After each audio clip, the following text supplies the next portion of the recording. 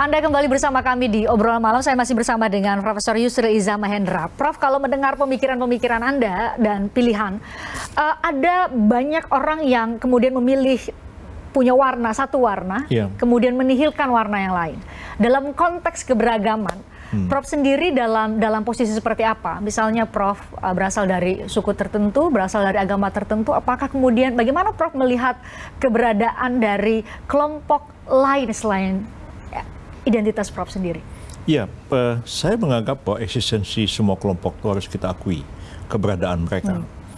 Jadi latar belakangnya sebenarnya saya lahir di Pulau Belitung ya, dan dibesarkan di sana sampai tamat SMA, baru saya pindah ke Jakarta karena nggak bisa sekolah lagi, nggak ada universitas di sana pada waktu itu. Jadi waktu masih kecil itu saya bergaul dengan begitu banyak suku-suku. Ya, orang asli Pulau Belitung itu barangkali cuma 50%. Lainnya itu orang Jawa, Madura, Bawean, dan ada komunitas Tionghoa yang jumlahnya itu sekitar 22-24%. Jadi waktu itu masih ada sekolah-sekolah Tionghoa ya, baru dibubar itu waktu pasca G30S. Jadi saya ya disitulah bermain tiap hari, bergabung di situ, maka saya belajar bahasa Hakka dan belajar bahasa Mandarin. Ya, guru saya dari Taiwan tapi sudah meninggal sekarang, yang mengajari dua bahasa. Sampai sekarang masih bisa, Prof? Masih bisa. Kalau nulis saya udah banyak lupa, ya karena tidak terlalu lama belajar ya. Jadi huruf-huruf itu belum sebanyak mungkin kalau orang tamat SD masuk SMP ya, itu baru bisa baca koran. Kalau seperti saya mungkin nggak bisa. Jadi kalau nulis saya, tapi ya sebagai sih kalau masih kanji Cina, kalau saya datang ke Jepang ya saya nggak bisa dibohongin lah kalau itu apa itu pintu keluar. Itu toko obat gitu. Mungkin saya nggak tahu orang Jepang bacanya seperti apa, tapi kanji kuno serupa, itu ya? Tulisannya sama. Jadi apa mungkin diucapkan berbeda antara orang Hakka dengan orang Mandarin. Membaca nama orang pun bisa berbeda, tapi tulisannya sama gitu. Karena tulisannya itu kan dari simbol gitu. Nah, jadi saya menghadapi agama yang juga majemuk di tempat saya, dan saya belajar ilmu bela diri justru di Kelenteng bertahun-tahun sampai saya tamat SMA.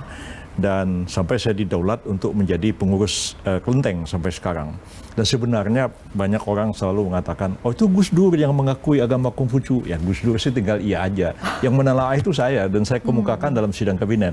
Kenapa Konghucu itu harus diakui sebagai agama? Dan itu ada dasar anunya.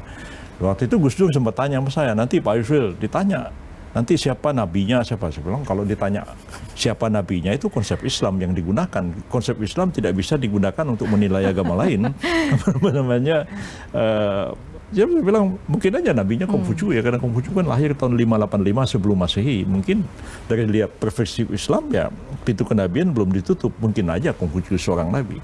Lama diskusi, Gus Dur bilang ya udah kalau gitu disiapkan aja, diakui. Sebenarnya itu ada undang-undangnya tahun 1964 apa nggak salah begitu yang menyatakan agama-agama yang ada di Indonesia itu Islam, apa namanya Kristen, Katolik, kemudian Hindu, Buddha, Konghucu. Nah, tapi ya selalu orang, ya kita jadi menteri kan kadang-kadang bekerja di balik layar. Begitu. Sama juga saya baca kemarin ada tulisan, zaman Gus Dur sekian tapol-tapol dibebaskan termasuk Budiman Sujatmiko. Padahal yang tanda tangan itu saya. Saya juga yang buka apa namanya sel Budiman Sujatmiko itu di Cipinang. Bos keluar, saya bilang ini udah dikeluarkan amnestinya. Jadi karena pada waktu itu pendelegasiannya diberikan kepada Menteri Kehakiman untuk membebaskan saya jadi terpikir orang. satu hal nih kalau dengar cerita dari Prof. Prof, di politik itu kan kadang-kadang ada namanya kampanye, ada strategi marketing yang diterapkan oleh seorang politisi. Prof tampaknya adalah seorang politisi tapi tidak punya strategi marketing. Saya salah atau benar? Mungkin benar. Ya.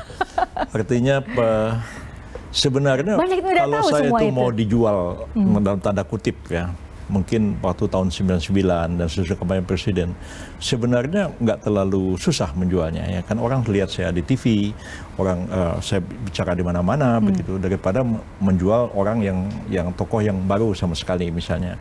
Ya, tapi memang PBB itu ya partainya ya begitulah ya, orang-orangnya terbatas, kecuali ahli-ahli hukum yang memang kuat di masa awal, dan partai itu nggak ada duitnya, ya itu jadi masalah juga. Jadi sebenarnya apalagi demokrasi yang sekarang ya, di mana peran uang itu menjadi sangat penting ya, dan karena itu siapapun bisa di manage begitu rupa, ya bisa dijual. Jadi kalau kata orang Betawi itu ada tunggul aja kalau didandenin jadi cakep kan gitu. Jadi bayangin tunggul bekas pohon didandenin jadi cakep katanya begitu. Jadi persoalannya ya seperti itulah politik kita sekarang ini lebih banyak persolekan seperti itu, dan orang-orang seperti saya yang tidak didukung oleh pendanaan yang cukup besar, kampanye, strategi kampanye dan lain-lain, ya bisa tenggelam begitu aja, dan saya merasakan hal itu. Mungkin belum banyak yang tahu sisi lain dari Prof ya. Kalau saya sebagai dulu mahasiswa hukum taunya Prof ini hebat sekali soal tata negara. Bahkan beberapa teman saya yang lawyer bilang kalau Prof saat ini sebagai pengacara bikin berkas itu luar biasa logika hukum yang ada di dalamnya. Jadi banyak sekali yang kagum sama Prof. Jadi mungkin kalau kami lihatnya Prof Yusril adalah seorang akademisi soal pakar hukum tata negara. Jadi mungkin kayaknya Prof harus ini deh, mulai kampanye deh. Kalau kata Pak Joko kan tadi gitu. Bahkan tapi Prof punya sisi lain ya. Prof pernah main film. Ya Prof ya. Bener kan?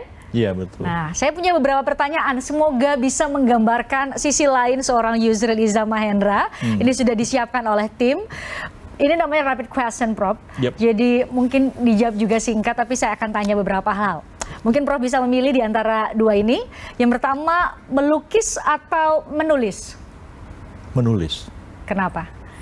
Karena menulis itu menuangkan pikiran-pikiran. Kadang-kadang menuangkan perasaan juga kalau kita menulis novel atau menulis sastra. Tapi sebenarnya lukisan itu mengekspresikan pikiran dan perasaan kita. Karena lukisan itu kadang-kadang mengungkapkan hal-hal yang tidak terungkapkan dengan kata-kata. Ya. Jadi para sufi kadang-kadang mereka seperti orang menari, ya, melakukan satu ritual. Karena kadang-kadang sufi tidak bisa mengungkapkan. Nah, makin dia ungkapkan orang makin salah paham. Nah, jadi saya dulu penggemar menonton mimbar aliran kepercayaan di TV. Ya saya ketemu Pak Zaid Hussein satu hari. Pak Zaid, saya bilang, saya suka lihat Bapak nonton itu, Bapak di TV. Wah, itu repot Mas Yusril.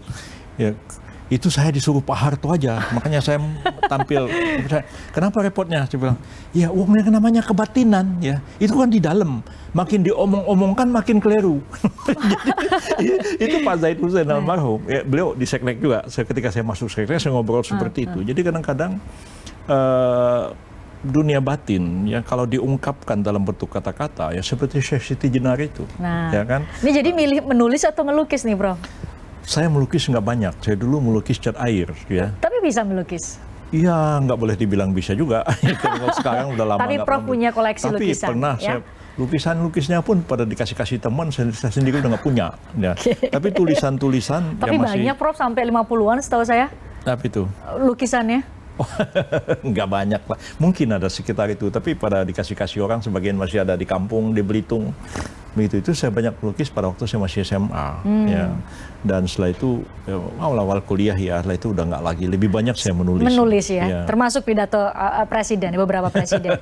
Yang kedua, makanan Jepang atau makanan Belitung? Makanan Belitung, ya. Saya sampai hari ini masih masak di rumah. Kadang-kadang saya masak sendiri, kadang-kadang juga ada asisten rumah tangga di rumah itu yang saya ajari masak Belitung. Jadi kayaknya udah dari kecil makannya begitu, ya lebih banyak makan itu. Walaupun saya bisa makan macam-macam masakan, termasuk ya? Masakan Jepang, ya. Dan istri saya setengah orang Jepang, setengah orang Filipin. Masakan Jepang saya bisa makan, tapi masakan Filipin nggak begitu banyak saya bisa makan karena memang sangat dipengaruhi oleh masakan Spanyol, ya. Dan mereka itu nggak pakai cabai sama sekali. Tapi kalau Jepang nggak pakai cabai masih oke juga. Tapi masakan Filipin nggak begitu pedas. Tapi saya bisa makan masakan Filipin. Ada beberapa jenis masakan Filipin yang saya juga suka. Tapi makan. Selera asal tetap nomor satu ya. Ya, masakan Belitung itu kan Melayu, ya. Ya agak mirip dengan masakan orang Malaysia, Johor, Kelantan, mirip-mirip. Oke. Berikutnya, pasar tradisional atau supermarket? Pasar tradisional. Lebih banyak saya pergi ke pasar tradisional, tapi setelah pandemi saya pada berani ke pasar. Dulu saya ke pasar tradisional. Ya, saya pergi ke pasar tradisional, sering belanja sendiri Di pasar Majestic saya sering belanja daging, belanja sayuran, bahkan sampai bumbu-bumbunya. Karena kalau saya mau masak sendiri, saya mesti beli bumbu-bumbunya ke pasar, dan bumbu-bumbunya itu yang masih segar, masih fresh. Dan itu saya lakukan. Pedagangnya langsung buka googling, kayak kenal mukanya yang belanja di saya nih. Oke, berikutnya seni arsitektur atau seni peran? Saya berminat pada arsitektur, ya. Banyak saya membuat desain rumah, kadang-kadang membuat desain taman. Ya, saya suka membuat taman, itu kayak landscape, ya. Saya pelajari, saya banyak baca literatur tentang itu, terutama taman Jepang, taman Thailand, taman kita lah, Bali dan lain-lain begitu. Dan saya suruh detailkan kepada arsitek beneran, yang kadang-kadang coba dibikin. Dan dibikin persis seperti saya bayangkan. Yang kadang-kadang merepotkan saya, ya, ketika saya menjadi arsitek untuk mengkonsep tentang negara ini seperti apa. Misalnya, saya membuat undang-undang KPK, ya, itu diperdebatkan panjang dengan DPR, jadilah undang-undang KPK. Tapi ketika melihat KPK sekarang, saya berpikir, kok lain ya? Nah, jadi saya ini seperti arsitek yang dulu mendraft undang-undang KPK itu, tapi setelah KPK jadi, saya mengatakan lain ya daripada apa yang saya pikirkan dulu. Wah, saya harus bikin satu sesi sendiri nih untuk melaborasi, karena memang di zaman Prof ya, waktu jadi Menteri Kehakiman ya, ada lahir Mahkamah Konstitusi, betul ya? Undang-undang KPK, PPATK, undang-undang advokat, jabatan notaris, segala macam. Ini the real pakar hukum tata negara, jadi bangunan negara pun ikut di ya, tapi ketika dipraktekkan jadi berbeda dengan kita Saya punya pertanyaan terakhir, Prof. Saya punya pertanyaan terakhir. Prof, lebih pilih politik atau hukum? Kalau dalam praktek sebenarnya agak seimbang ya, dua-duanya itu. Saya sendiri belajar hukum, tapi saya juga punya gelar doktor ilmu politik.